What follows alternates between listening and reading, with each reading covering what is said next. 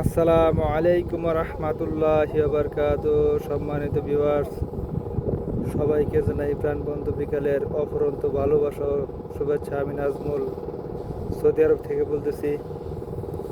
Video দেখবেন, like comment share করবেন, পাশে থাকবেন, পাশে পাবেন ইনশাল্লাহ।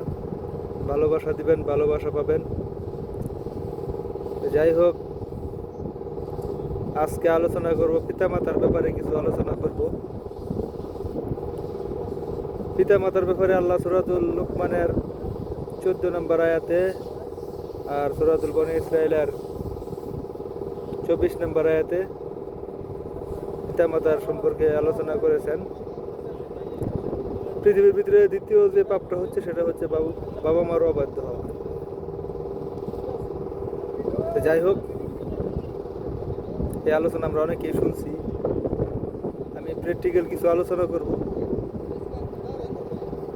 যেহেতু কোরআনে আছে।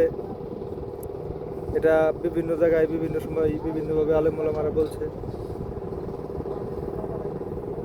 হাদিসে রাসূল সাল্লাল্লাহু আলাইহি ওয়াসাল্লাম ইরশাদ করছে, পিতামাতার প্রতি সুন্দর ব্যবহার করার জন্য, তাদের দেখভাল করার জন্য বৃদ্ধকালে। কিন্তু আমরা বড় হওয়ার পরে ছোটবেলায় যে বাবা মা আমাদের উপরে যে শ্রম দিয়েছে, যাই কিছু করছে কিনা সেগুলো আমরা ভুলে যাই। আমরা মানুষ, আমাদের বৈশিষ্ট্যই ভুলে দেওয়া, উপকারের প্রতিদানের বদলে তার ক্ষতি করা, এটাই আমাদের বৈশিষ্ট্য। তো যাই হোক, তারপরেও আলোচনা দীর্ঘায়িত করবো না, সংক্ষিপ্তভাবেই শেষ করবো ইনশাল্লাহ। গতকালকে এক মহিলার আত্মনাদ শুনলাম। ওনার ছেলেকে অনেক কষ্ট করে লেখাপড়া শিখিয়েছেন। ওনার স্বামী মারা যাওয়ার পরেও তারপরে উনি হাল ছাড়েন নাই। ওনার সন্তানকে উনি উচ্চশিক্ষায় শিক্ষিত করিয়েছেন। সম্ভবত একটা কলেজের প্রফেসর, বিদেশ থেকে পিএইচডি করে আসছে।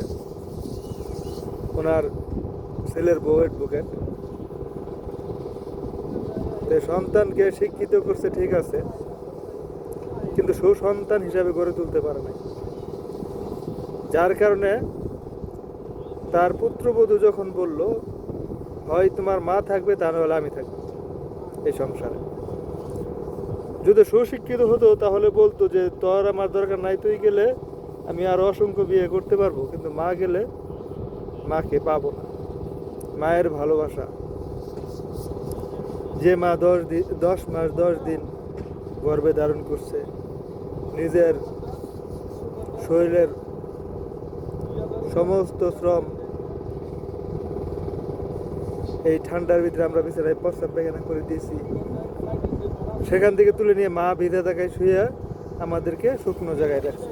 যাই হোক, আমরা ইনসান, মানুষ, অকৃতজ্ঞ। বাবা মায়ের ঋণ কখনো শোধ করা যাবে না। আবার বাবা মা যদি রাজি থাকে, দুনিয়াতেই যদি আপনি বাবা মায়ের দেখশুন করেন, দুনিয়াতেই বাবা মা ইনশাল্লাহ আপনার প্রতি দাবি ছেড়ে দিতে পারে। তাই আমরা বাবা মাকে অনেক বোঝা মনে করি। আমি অন্য কারো ঘটনা বলবো না, আমার নিজের একটা ঘটনা বলি। আমার বাবা যখন 2021 সালে হার্ট অ্যাটাক করলো, বাবাকে নিয়ে ময়মনসিংহ হাসপাতালে 4 দিন থাকার পরে ডাক্তারে যখন পুরাই ছাইড়া দিল যে এটা আর কোনোভাবে সম্ভব না, তখন ডাক্তারকে শুধু বললাম যে আর বাইরে যদি কোনো কিছু থাকে তাহলে বলেন। বললো যে কোনো লাভ হবে না। পরে অনেক রিকোয়েস্ট করার পরে ঢাকা রেফার করলো। ঢাকা সরোয়ারদিতে রেফার করলো। সরোয়ারদিতে নিয়ে পেপারগুলো দেখানি, সঙ্গে সঙ্গে পেপারগুলো আমার হাতে দিয়ে বললো যে আর কাজ হবে না। বলে হৃদরোগে নিয়ে যান। পরে ওখান থেকে নিয়ে গেলাম হৃদরোগে, আল্লাহর কি কাম, আলহামদুলিল্লাহ। নিয়ে যাওয়ার পরে ওখানকার অধ্যাপক, ওনার নামটা ভুলে গেছি, উনি হার্ট বিশেষজ্ঞ। তো উনি আসলো, আইসা দেখলো, দেখার পরে একটা ইঞ্জেকশন লিখলো, ইঞ্জেকশন আর একটা স্যালাইন দেওয়ার পরে আমার বাবার এমন পায়খানা হইল, পায়খানা করে পুরা ফ্লোর ভরে ফেলছে। তে আমার বাবার তখন হুঁশ আছে। তা আমি কি করছি না করছি, সেই পায়খানাগুলা কোনো কিছু না পায়া পলিথিনের ভিতরে নিজের হাত দিয়েই উঠাইছি। তো এগুলো বাবা দেখছে। তো দেখার পরে বাবা যে আমার মাথায় হাত রেখে দোয়া করছে,